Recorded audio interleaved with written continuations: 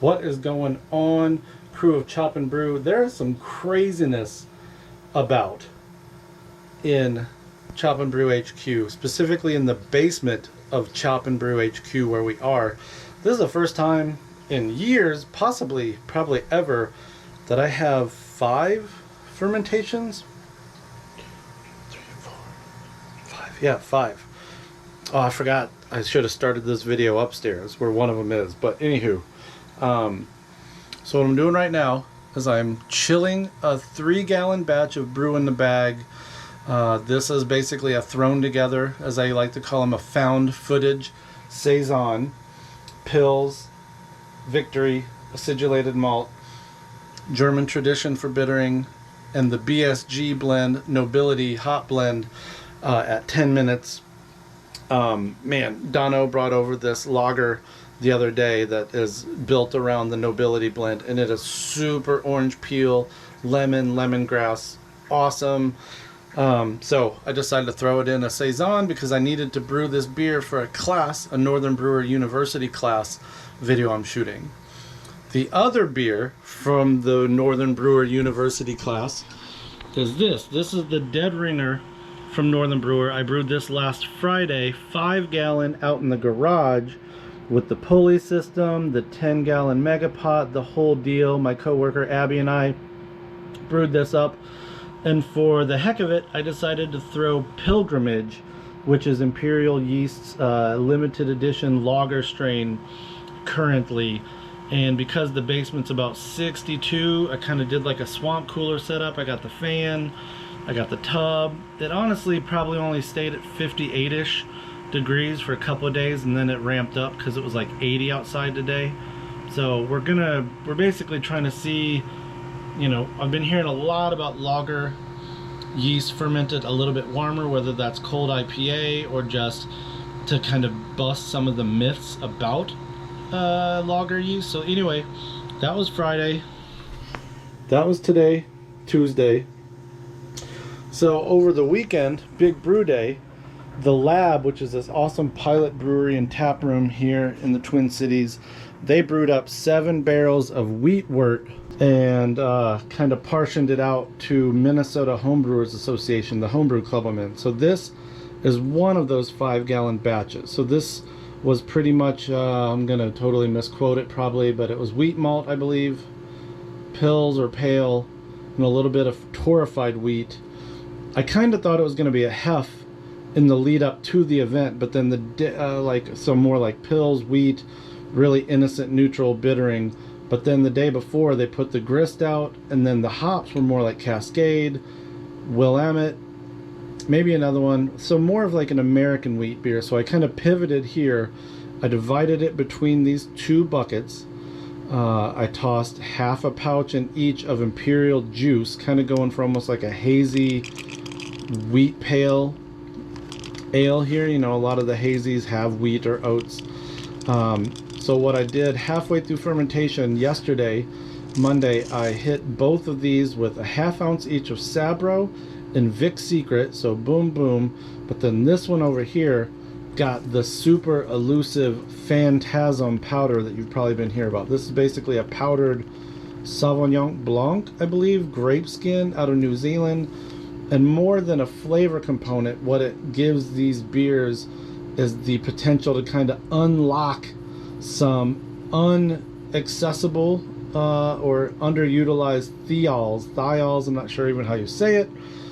So it basically allows hops to do something that on their own in a boil or fermentation hops or dry hops they don't do. A couple of breweries locally have used them. My friend Mike O'Hara and his brewer brew crew homie Casey at Dayblock were so kind as to bless us with 10 ounces of this, so 4.5 ounces went into here. So the idea here is a side-by-side of a basically what's going to be a double dry hopped pale here and a double dry hop pale with Phantasm here. And then I won't go upstairs because Elsa's is up there trying to chill in the living room. But upstairs I got 5 gallons of a hefeweizen. So I took that same wheat wort share from the lab And the guys at the lab were like, reassured me, they're like, you know, this isn't such an American wheat base that you couldn't still throw a hefeweizen yeast. So as my plan always was, I threw Imperial Stefan at it. I wanted bubblegum forward, so I did 3 things that I've been hearing about from multiple sources. I underpitched, I poured the whole pouch into a sanitized flask. It's 155 milliliters, so I pitched 125. I think I could have actually went lower, but either way, I underpitched. I fermented at the upper range of the yeast's fermentation preference, which is 63 to 73. I kept it on our first floor about 72 to 74. And then the other thing I did is I open fermented it from about high kreuzen for about 48 hours. And like one day I had this insane rocky kreuzen that was threatening to come out of the bucket. I knocked that down with some firm cap S, and then the next day I came back and there was this beautiful like banana pudding meringue kind of creamy kreuzen that if I cared enough, I could have top crop. That's like that top crop magic right there. But because our friends at Imperial hook us up with yeast all the time, I'm like, I'm not gonna like waste my time top cropping this. So upstairs we've got a hefeweizen that's at its finish, its final gravity, in 4/5 days. We got this thing that's 0 hours old. We've got this thing that's even older than the hefeweizen. Yeah, dude, this is awesome.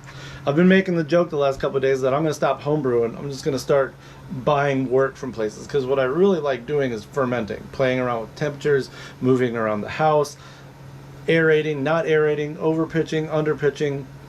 That's the fun part to me. Brewing is fun-ish, but it's such a time consuming thing. Even like this little bitty brew in a bag, this literally took all day because of all the other things that go on in my life, and trying to shoot video of it. That always makes things kind of drag out. But anyway, saison, IPL, if we're lucky, cold IPA, I don't know what the heck to call it, split batch of some hazy pale with phantasm and a hef, dude. Woo! We went from like 0 beers to all the beers in like 5 days time. So appreciate y'all for the suggestions that you had when I asked for suggestions about this wheat beer wort. There were so many things I wanted to do with it. There were other things I thought about doing when I thought it was more of kind of a classic hefeweizen grist. Hold on, let me check my washing machine, because our wort chiller water goes in the washing machine. Okay, it's okay. We're not overflowing. I do need to check the temperature though, because I want to pitch this warm with Imperial Napoleon. We're going to get this saison dry. I'm thinking about even throwing this in the garage, because for some random reason right now in Minnesota it's like upper 70s, 80s. So I'm going to throw it in the garage, I think. Did I give a shout out to all the yeast? Pilgrimage? Juice. Those are juice. I don't know if I said it. Stefan and the hef. And this mofo is getting Napoleon, man. This is Imperial Yeast house, son. Alright, y'all. Thanks again for the suggestions. There'll probably be more solicitations for suggestions in the near future. Brew strong. Relax. Don't worry. Turn a 3-gallon brew in a bag into a 13-hour process. It's Chip Walton style.